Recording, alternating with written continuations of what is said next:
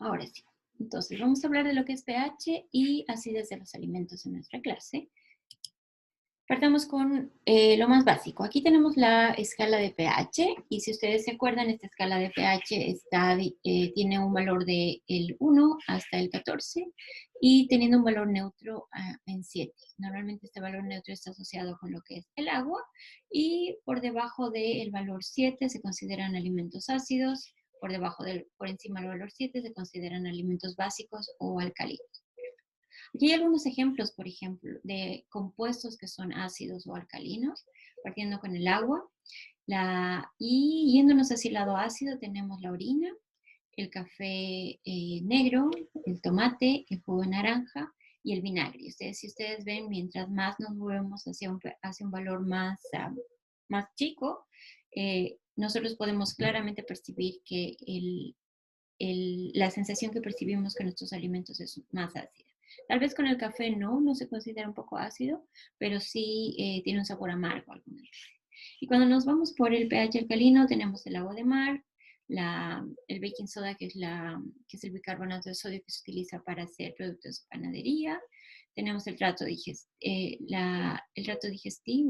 asociado al intestino particularmente, y tenemos el amonio, ¿ya?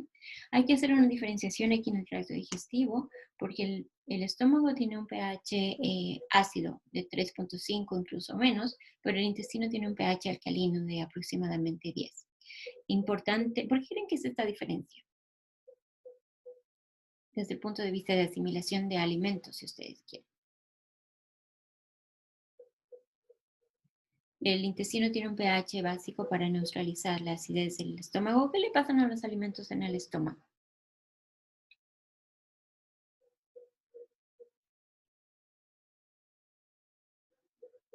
Por acción de los ácidos se degradan, ¿verdad? Los ácidos en general producen reacciones que son de hidrólisis, ¿ya? Hidrólisis forzada, se llaman hidrólisis ácida, en los cuales se cortan moléculas muy grandes, por ejemplo, proteínas, carbohidratos, en porciones más pequeñas moleculares. Y estas porciones pequeñas moleculares son las que pasan al intestino. Esta degradación de moléculas grandes a moléculas más chicas es necesaria porque el intestino normalmente absorbe moléculas que son mucho más pequeñas en peso molecular, en configuración química de la molécula. Entonces, por eso se realiza esta hidrólisis ácida en el estómago. Y importante que esta hidrólisis ácida en algún momento se detenga. Por lo tanto, el pH del intestino es básico para llegar a contrarrestar la acidez con la que va a llegar el alimento al intestino para que así pueda absorberse. Entonces, esto para la escala de pH. ¿Qué es el pH entonces? Ustedes saben que el pH es la medida de la acidez o la alcalinidad. Isadora, tienes una pregunta.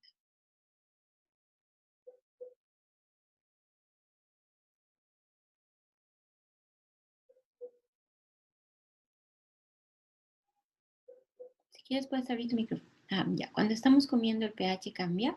¿El pH del estómago o el pH del organismo per se?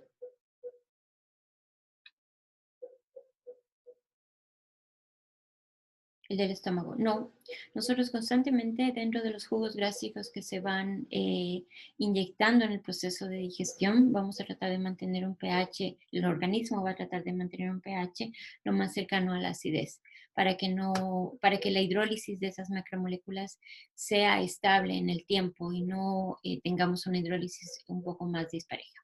Entonces, los ácidos gástricos que tienen una composición de ácido clorhídrico dentro de su conformación van a tratar de mantener el pH en 3.5 aproximadamente. Ya, entonces, el pH nos determina la acidez o la alcalinidad de un alimento o de cualquier solución o sustancia en este caso. Y esta alcalinidad está medida por la concentración de iones hidrógeno. Si ustedes se acuerdan de su clase de pH, tenemos dos fórmulas con las cuales podemos calcular el pH. El pH es directamente proporcional a menos el logaritmo de la concentración de iones de hidrógeno, o el pH es igual al pKa, que es un punto de equilibrio, más el logaritmo de una relación que tiene que ver entre base conjugada y el ácido no conjugado de el ácido que se esté asimilando. ¿Se acuerdan de esto?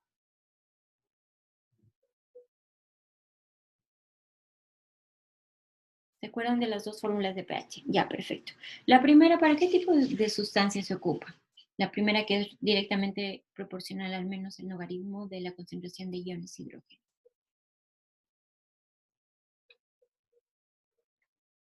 Ácidos fuertes. ¿Qué era un ácido fuerte? Un ejemplo de un ácido fuerte.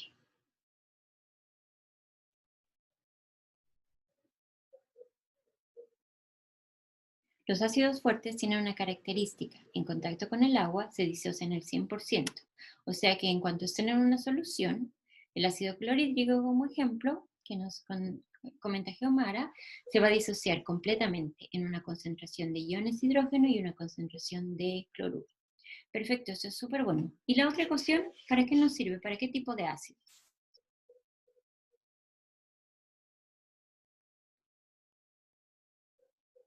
Ácidos débiles, sabe que son lo contrario a los ácidos fuertes, porque ¿qué les pasa a los ácidos débiles cuando entran en solución?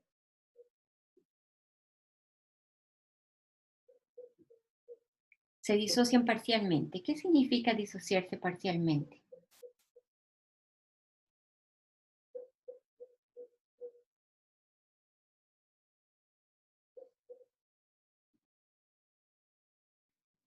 La disociación parcial significa que va a haber una concentración de la sal del ácido y una concentración del ácido no disociado. Entonces y una concentración de iones hidrógeno. Entonces, como que hay una mezcla de tres al menos configuraciones químicas. Entonces, eh, no es lo mismo que un ácido fuerte que se disocia completamente y puedo cuantificar de forma clara el pH con esa relación. Por lo tanto, con un ácido débil, yo voy a tener que utilizar este punto de equilibrio, que es el punto de disociación que nos indica el pH al cual el 50% del ácido está asociado y el 50% del ácido está disociado. Entonces ahí tenemos un equilibrio 50-50, pero por encima o por debajo de ese pH, nosotros tenemos concentraciones distintas que no son iguales. ¿Ya? ¿Me siguen hasta ahí? Ya. Ejemplo de ácido débil.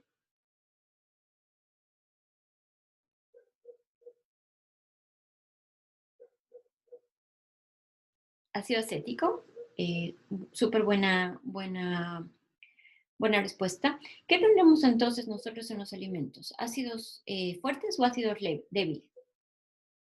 ¿Qué es lo que ustedes creen?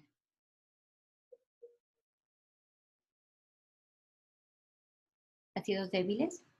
Efectivamente, la mayoría de los ácidos que forman parte natural de los alimentos son ácidos débiles, que también se los conoce en el caso de los alimentos como ácidos orgánicos. Los ácidos fuertes en su mayoría son ácidos, todos son ácidos inorgánicos. Entonces, cuando hablamos de alimentos, estamos hablando de estos ácidos que son orgánicos. Perfecto. Entonces, estos ácidos orgánicos, aquí hay un ejemplo, una tabla que les enumera algunos ácidos orgánicos que forman parte de los alimentos. Tenemos aquí, por ejemplo, el ácido cítrico, que puede presentarse en dos formas: hidratado, cuando tiene una molécula de agua atachado a la conformación de carbono, o sin agua.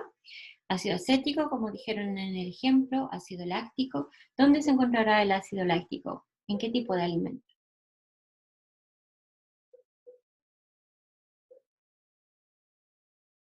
Aquí tenemos respuesta: la leche y el yogur.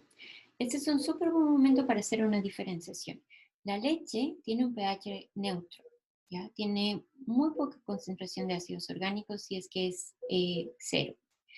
La leche, cuando se transforma por un proceso fermentativo por acción de las bacterias acidolácticas, transforman estas bacterias la lactosa, que es el azúcar de la leche, en ácido láctico. Entonces, solamente aquellos alimentos que han sido sujetos a una fermentación que se conoce como ácido láctico por bacterias acidolácticas resultan en la formación de ácido láctico, que es la transformación del azúcar presente en ese alimento, normalmente monómeros, glucosa, fructosa o lactosa, en ese ácido láctico. Entonces, en este caso, el yogur sería un ejemplo de un alimento que tiene ácido láctico. Aquí había otro ejemplo, que el kefir también. Aquí hay una pregunta, ¿las carnes tendrán ácido láctico? Y Valentina, ¿nos puedes elaborar un poco más en tu pregunta? ¿Por qué nos dices si la carne tiene ácido láctico?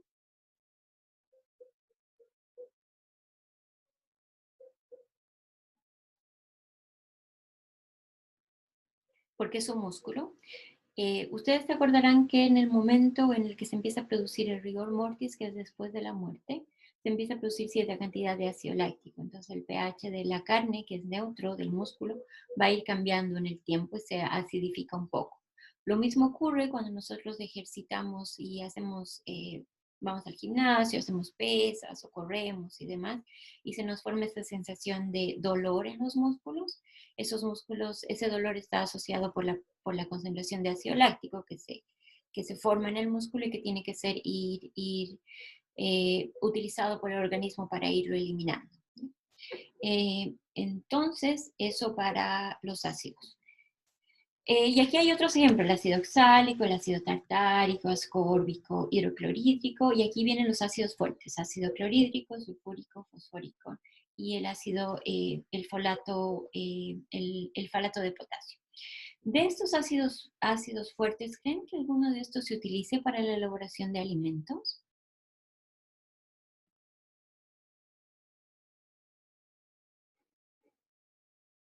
El tartárico es un ácido débil, es un ácido orgánico. Pero sí, efectivamente, de los ácidos fuertes, que son los ácidos inorgánicos, uno de los que mayormente se utiliza es el ácido fosfórico. Se utiliza porque no tiene ninguna acción negativa sobre el organismo, a diferencia del ácido sulfúrico y clorhídrico, que son altamente corrosivos y por lo tanto no pueden ingerirse.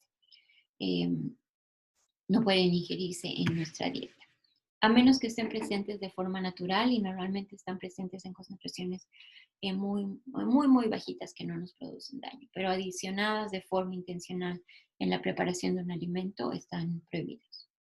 Ya, entonces eso para los ácidos orgánicos. Estos ácidos orgánicos van a ser los que van a ser efectivamente los responsables del pH de nuestro alimento, porque son los compuestos biológicos, orgánicos o inorgánicos que van a poder liberar iones de hidrógeno dependiendo del pH del medio en el que se encuentren y cuando se encuentran en solución. Entonces aquí les estoy poniendo un ejemplo, un pequeño ejemplo de los distintos pHs que existen de algunos alimentos, ¿ya? Y les estoy dejando aquí una página web donde saqué estos datos y que lo pueden ustedes revisar porque esta página web tiene aproximadamente 2 a 3 hojas de pH de ciertos alimentos. Y ha sido publicada por la Universidad de Clemson en Estados Unidos. Entonces, haciendo una repasada así rapidito de la lista, ¿qué es lo primero que les llama la atención?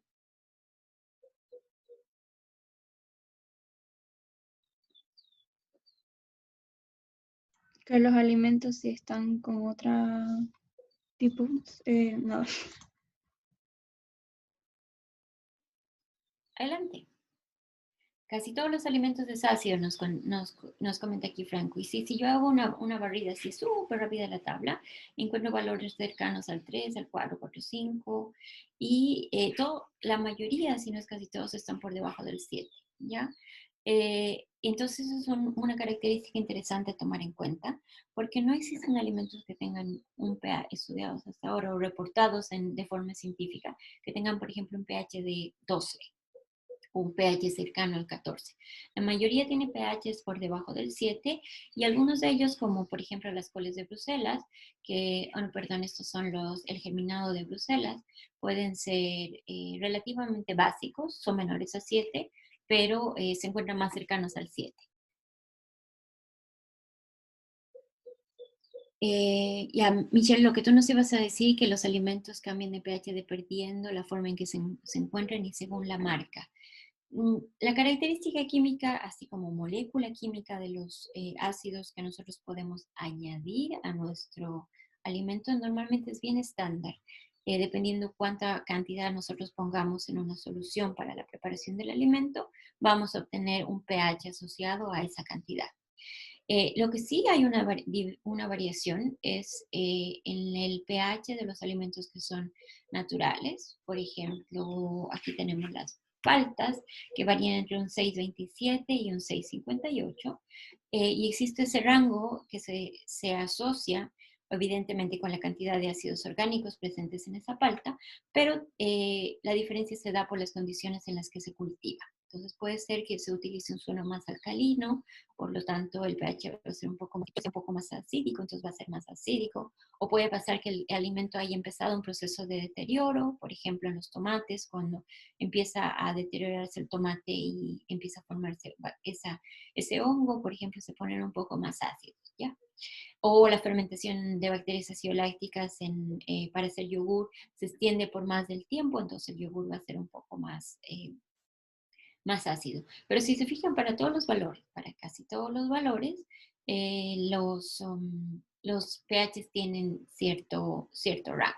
Entonces, eso para su información y para que lo tengan en cuenta en el momento de estudiar algún tipo de alimento relacionado con lo que es el pH.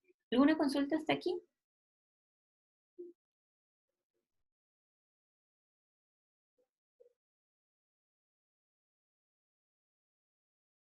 Ya, perfecto. Entonces, ¿alguna vez han escuchado de lo que es la dieta alcalina?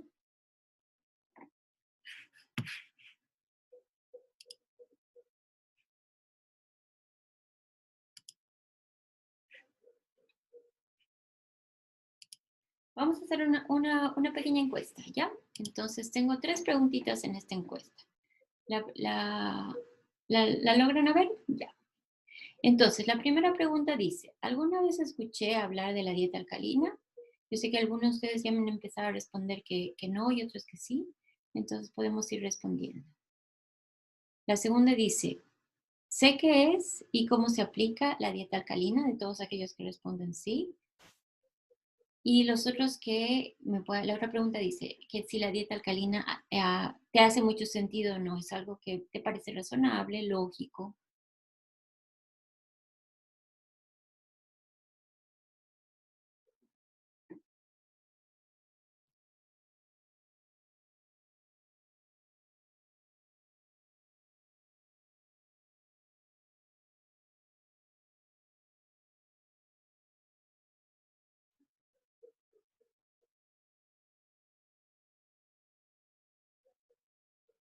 Tenemos 80% del curso que respondió. Vamos a dar unos segunditos más, 30 segundos para terminar de responder.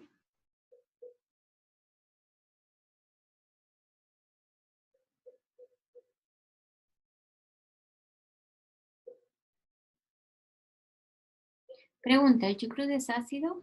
Sí, el chucrut es el resultado de una fermentación ácido-láctica producida por bacterias que transforman la glucosa y la fructosa presente en el repollo para formar ácido láctico y por lo tanto es un producto fermentado que tiene un pH básico, perdón, ácido.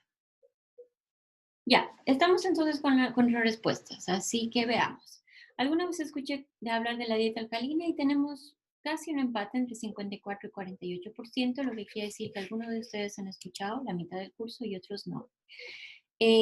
Evidentemente, si no he escuchado lo que es una dieta alcalina, no sé de qué se trata ni cómo se aplica. Sin embargo, de las personas que sí saben, un porcentaje muy bajito sabe lo que es la dieta alcalina. Aquí vamos a ver un video chiquitito para que nos pongamos todos al día de lo que es la dieta alcalina, muy, muy simple. Y la dieta alcalina me hace mucho sentido. Un porcentaje muy bajo responde que sí y un porcentaje mayoritario en la clase responde que no. Entonces vamos a ver este pequeño video que es una introducción, pero así súper simple de lo que se conoce como dieta alcalina.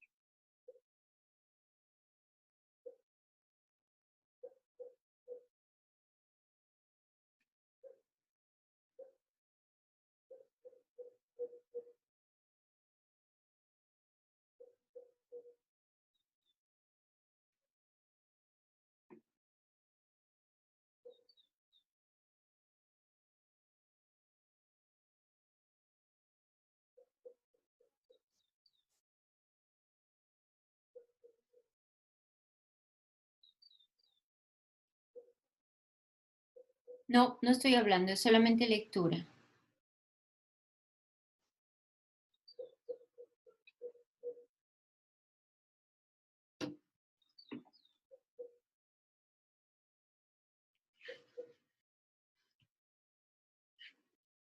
Ya.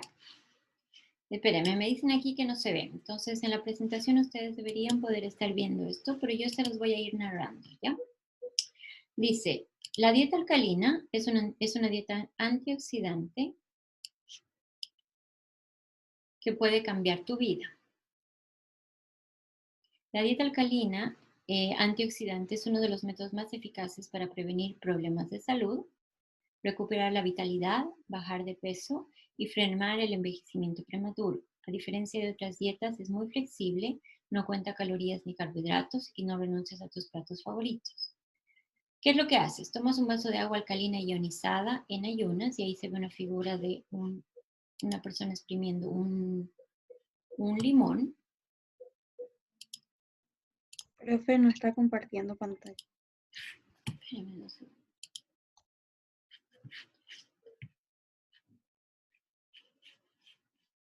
¿Ahí sí?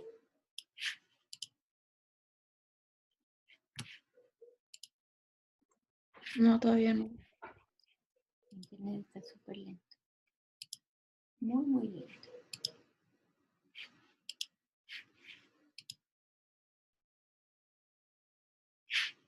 Ya. Ahora sí deberían poder ver la pantalla, ¿verdad? Sí, ahora sí.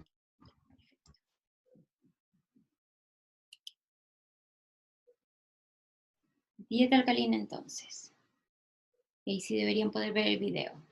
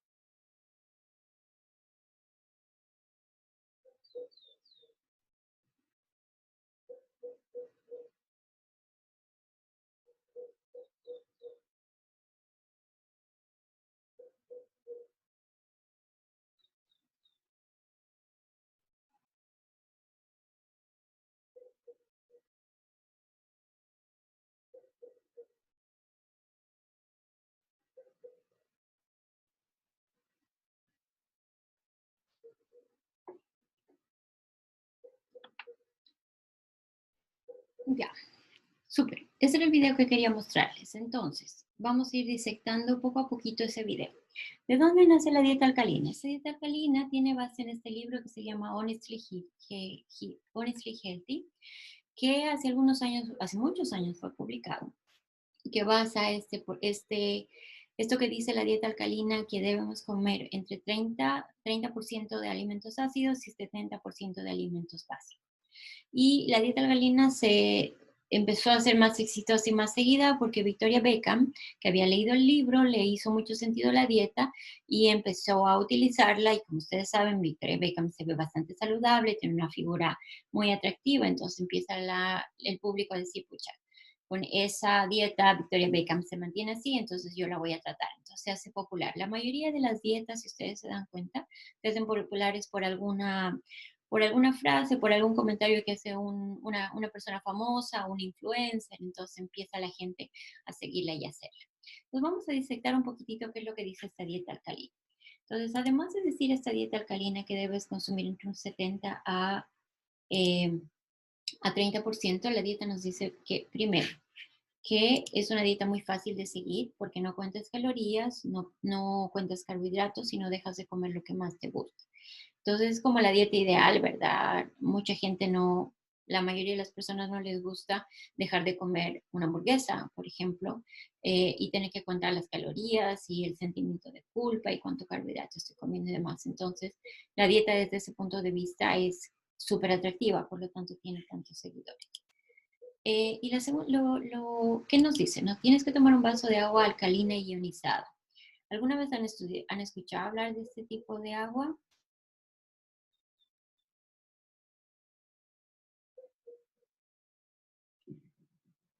Es un agua distinta, ¿no? Es un agua que está alcalina y que ha sido ionizada. Ionizada yo lo puedo entender porque porque uno puede ionizar utilizando rayos del agua. Alcalina, yo debería suponer, o haciendo asociación, que se le añade alguna base para que se pueda alcalinizar y se puede volver más básica. Pero luego te dice, como aquí nos hace notar Franco, ¿por qué la alcalinizo si después le voy a añadir unas gotitas de limón? Entonces, como que bien contraintuitivo, ¿verdad? La alcalinizo, por decirle, la vuelvo pH a 8 y le agrego limón y lo vuelvo a pH a 7. Entonces, así como que, ya. Ahora aquí la explicación es para darle vitamina C, pero como ven, desde el punto de vista químico no nos hace mucho sentido. Entonces, tomas ese vasito y lo que haces es empezar a convertir tu dieta en este 70-30. Y aquí nos da un ejemplo de alimentos que son ácidos y básicos, ¿ya? Aquí lo primero que nos dice, los alimentos ácidos y oxidantes. Entonces, cuando ustedes se acuerdan de las reacciones redox, ¿qué tipo de molécula es oxidante? La que es capaz de aceptar o donar electrones.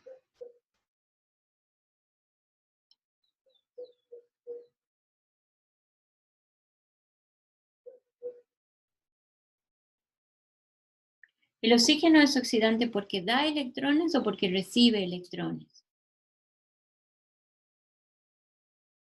Porque da electrones, dona electrones, efectivamente. Entonces, ¿qué electrones puede donar un ácido orgánico dentro de un alimento? Primero, ¿dona electrones o los recibe?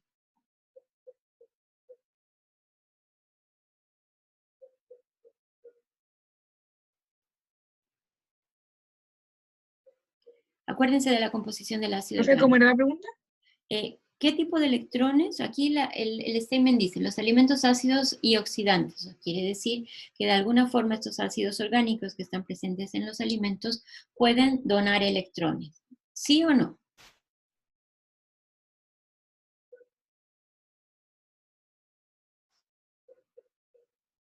¿Sí? ¿Qué electrones dona?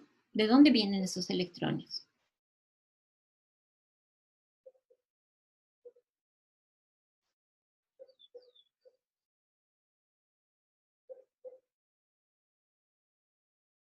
De la configuración carbono, oxígeno, oxígeno, hidrógeno.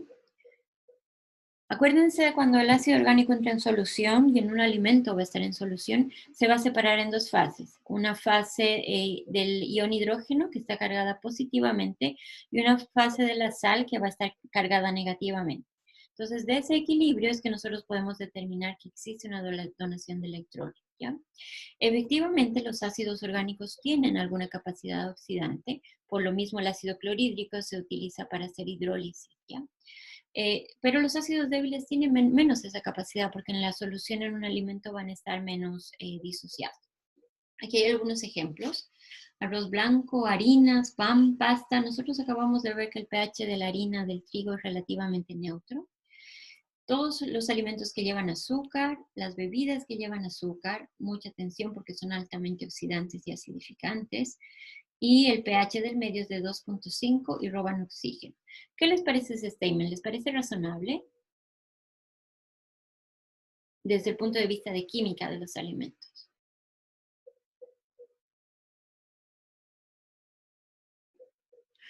No, de acuerdo a lo que hemos visto nosotros en la definición de lo que es pH, aquí hay una falla bien importante, ¿verdad? Puede ser que los alimentos que tienen mucho azúcar en el estómago, en el intestino, se transformen en un ácido, o puede ser aquellos alimentos que tienen mucha fibra que se transformen en un ácido en el intestino, pero no necesariamente hay una relación uno a uno, ¿ya? Entonces, aquí me suena como que raro este statement. Entonces, como que si yo lo analizo desde el punto de vista de académico, no me hace mucho sentido. ¿Qué dice después? Habla de los alimentos que son básicos. Y los alimentos básicos son, aquí los vamos a ver. Bueno, los alimentos ácidos dice que son de origen animal y las bebidas alcohólicas, y ahí sí hay algo de razón. Pero en los alimentos alcalinos nos habla de lo que son verduras, frutas, leguminosas, el agua alcalina ionizada, frutos secos, algas, grasas saludables como la de la palta, el aceite de oliva y coco, etc.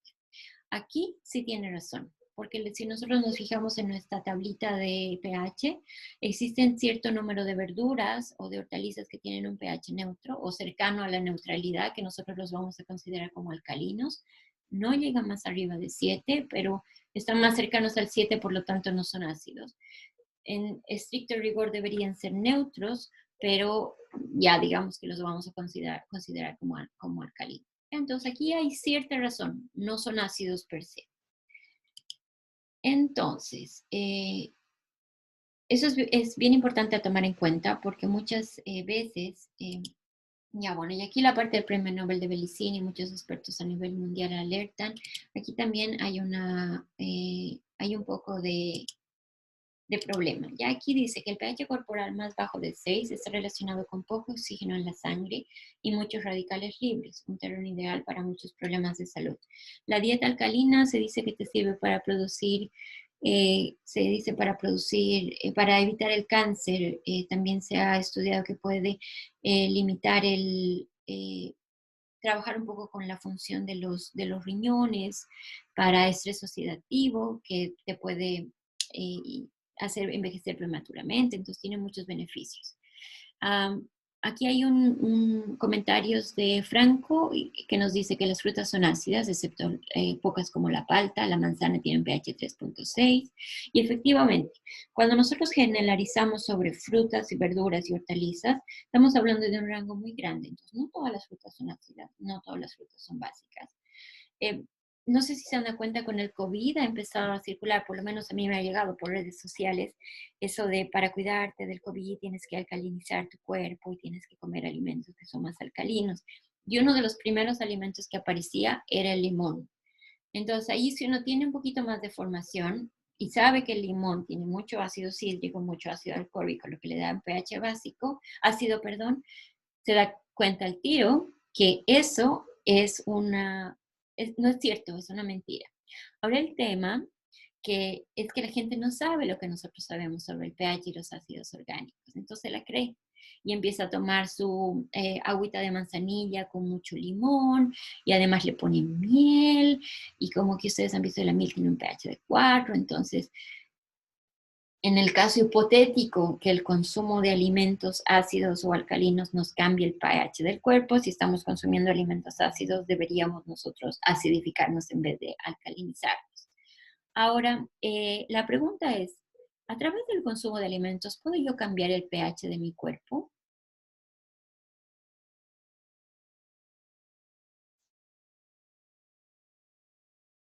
Alejandra nos dice que sí.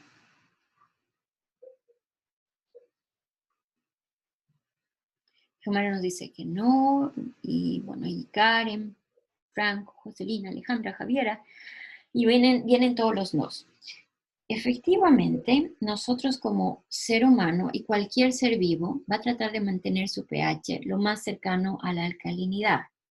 Y eso, perdona, a la neutralidad, entre 6,5, 7, 7,5. Entonces, todo nuestro organismo va a funcionar en función de eso, en mantener eso.